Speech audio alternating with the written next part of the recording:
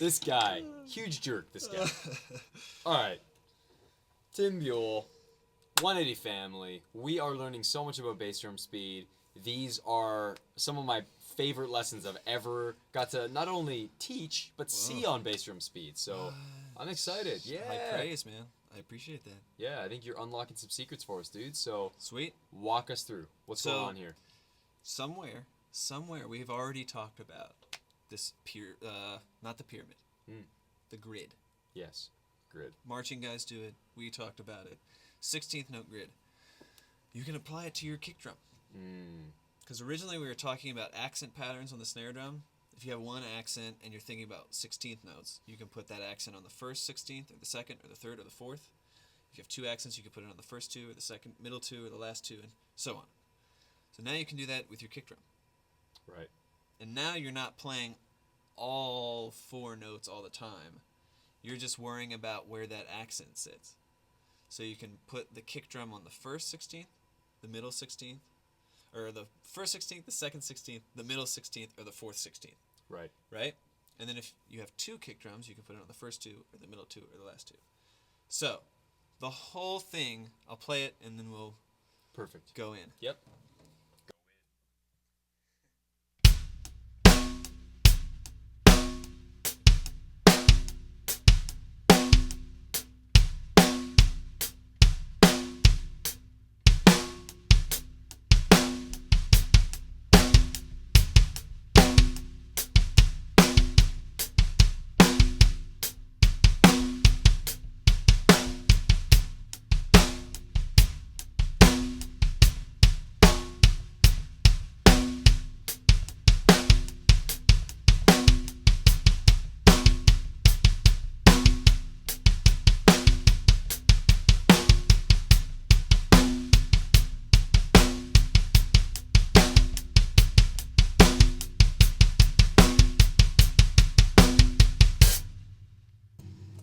Evidence again that you have practiced this. You know definitely. this, dude. Yeah. Yeah. Awesome, man. Like, we're talking 10s, 20s, 50s of hours. How much time have you put into this kind of stuff, man? Well, the grid was a whole thing that I launched into for a while, and I started saying, what is all the stuff I can do with this system of this accent pattern and stuff? So, Right. I mean, I spent forever just getting into different variations of that. And any exercise you do based on the grid shows it adds to the, like you're talking about prior knowledge. Yeah. Anytime you start saying, well, I can apply it like this, all that work you've already done That's right. helps you do it here. Yeah, that's right. Or wherever you're going to apply it, you know? Love it, So man. a lot of time though, you know, and like I was saying back in college when I was like I had 3 hours, 4 hours a day to just practice, and I wasn't busy having a family and being on the road and like teaching and coming up to Canada to film drum lessons. Oh, you know, eh? It's great. Oh no, eh? I had a lot more time to practice. That's so right. my foot was probably faster then. You know, am I bummed out? It's not as fast. Not really. No, because there's a lot of things that have stayed with you, and you know that you can you've got a really good foundation. You can get back up to speed, no problem. It's just a little bit of time. Can be back up to speed, and also speed's not my only goal now. That's right. I want to be more musical than I want to be quick. Yeah. You know, so if I can, I don't want to lose too much speed. Yeah. You know what I mean? I don't want to just give up and say I'm not going to practice anymore. You know what I mean? But I want to make sure that it's a healthy balance. And in college, I was mostly. It's not that I wasn't focusing on being musical. But it was mostly like let's bodybuild, let's get ripped, let's get fast, let's get crazy, and then it was like, oh, in the real world, when people want you to play for them and stuff, not all that translates, and the stuff that does translate, you have to adapt it so that you're not the guy trying to steal the show when you don't need to be. Yeah. You know? Yep. So there's just a lot of stuff that I had to kind of adapt and maybe take a back seat to some other stuff. But you don't give up on this stuff. I think there's something really good to the analogy you just gave, is the idea that, like, you could be super strong, ripped, and, like, you know, go to the gym all the time and do just a couple motions, but then get thrown into a situation where you don't know which muscle group you're about to have to use. You could just be, like, in a situation where weight is being thrown at you in different directions. You're either, say, like, on an obstacle course, right? Yeah. And Totally. have these different challenges where you're like, oh man, it's surprising, or sports, right? Yeah. Sport guys, like if you're a football player, you're doing exercises that are agile. So as musicians, we have to have exercises that are like the bench press, like this kind of stuff, where it's like really militaristic. It's focused, dedicated.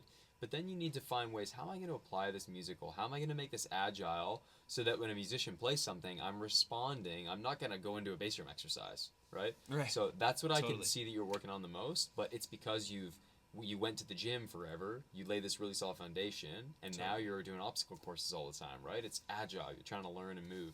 So I like that. That's a good one. It's man. teamwork, man. That's teamwork. Eh? Love it. Yeah, man. Cool. So we've got this idea down for the grid. Do you want to maybe talk about how important it is to do it in sections? Yeah, if you've never worried about this stuff, every going from 1 accent to 2 accents to 3 accents to 4 accents, all of those are slightly different physical motions you do with your foot. Yeah. And even transitioning, so when you transition from 2 accents to the 3 accent part, you're playing 5 accents in a row. Right. Something like that, yeah. Something that, you know what I mean? Like when you level up from 2 accents to 3 and 3 accents to 4. Yeah, 2E and 3E and maybe 5. So there's little parts of this whole exercise when you play this whole that are going to be challenging, even outside of just getting used to it. Yeah. Break each line down though. Say, okay, the 1 accents, and run through the 1 accents. Get those super comfortable, so that you're not worrying about it, and play them at different tempos. And then say, all right, the 2 accents. How do the 2 accents sound? Do the same thing, and then just work on those 2, going from 1 accent and all the variations to 2 accents and all the variations. Yeah. And then once those are comfortable, grab the 3. And that's going to be where it starts to get really difficult for a lot of people, because most people don't play 3 notes in a row.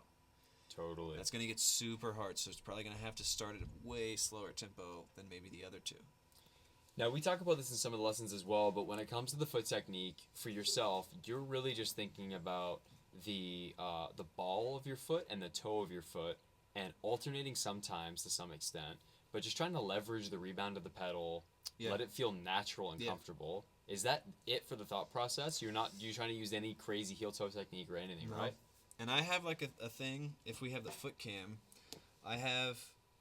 when I play doubles, my heel kind of flicks out to the side. Do you want to demonstrate some grooves just using that? Yeah.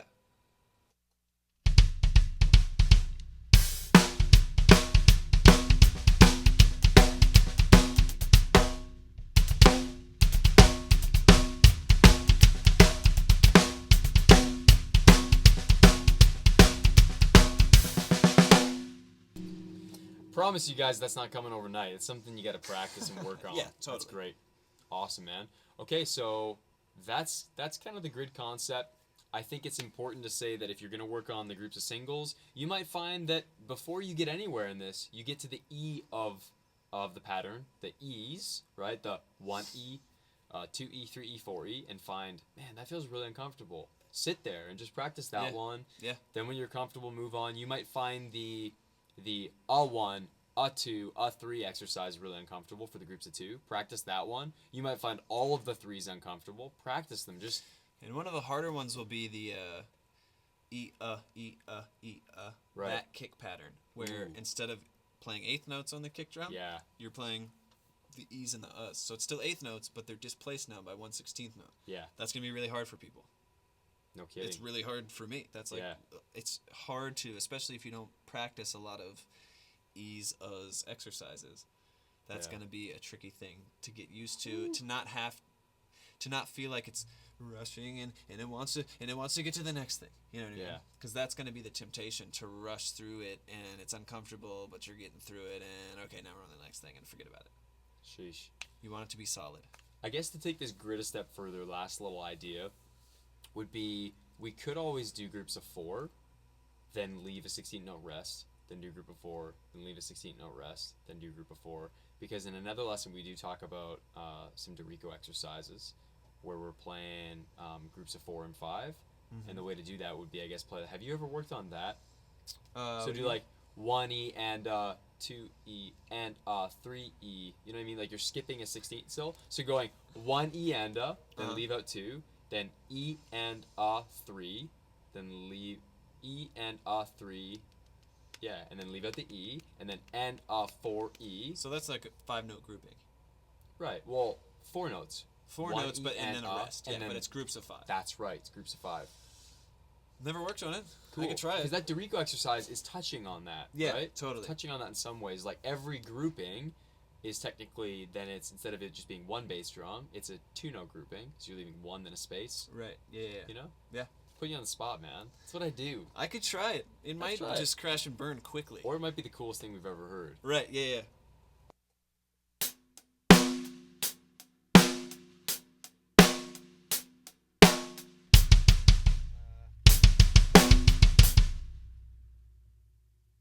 Why do you try it so fast, bro? Yeah, I know. You're right. You're Yeah. right. No, that's a good example. Like, so the temptation now, let's say I'm first learning the 16th note grid. Yeah. Temptation now is to start back right at that same speed and say, let's figure it out. Love it. Your I love to brain, hear. my brain, I don't know about your brain. Yeah. I don't know about your brain. My brain is not about to just be like, yeah, I got it now. Right. Maybe sometimes if I'm lucky, because of prior knowledge and stuff, it works out. Right.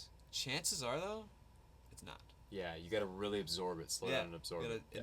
And because of prior knowledge, maybe I'll get there quicker. Once I hear it once, slow, I'm gonna say, "Oh yeah, cool, great," and I'll do it. Guys, like speed is the key, because if there's anything I tell students, honestly, more than any other thing that I tell students, it's usually, dude, just chill for a second, slow down, please, just slow down. It's not like, oh, you need to focus more, you need to concentrate. It's literally just, hey man, just slow down. The magic happens when you slow down. So, Tim, slow down, bro. Yeah, I'm gonna slow Yeah, down, and it still might not work out. Yep.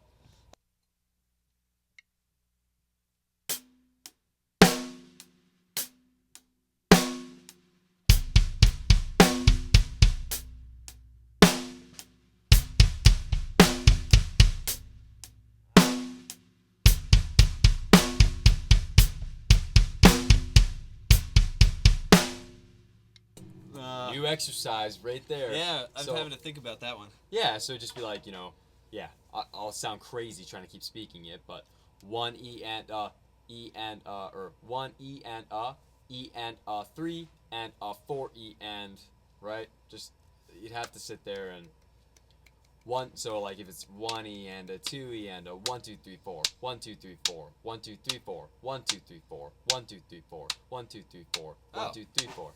Okay.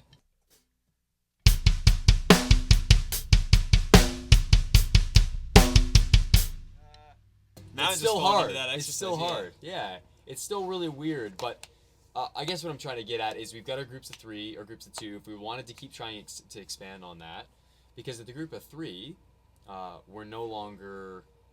You can try it with 2. 1 2 1 2 1 2 1 2 1 Yeah. 2.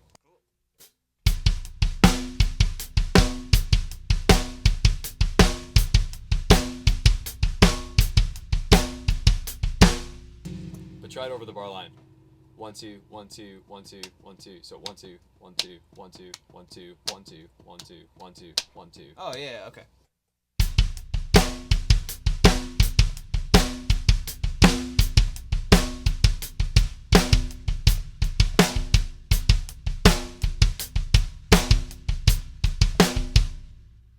What was I doing? I got ideas for days. Anyways, Oh yeah, I was going with the kicks. that's right. Okay. Yeah, so another level of that is like having your hi-hat start to follow the kick drum. Yeah, big time. So I can play us out on that. Yeah, if you play us out on this one, Yeah. man. This is good for now. Yeah, before we go, yeah, that's right.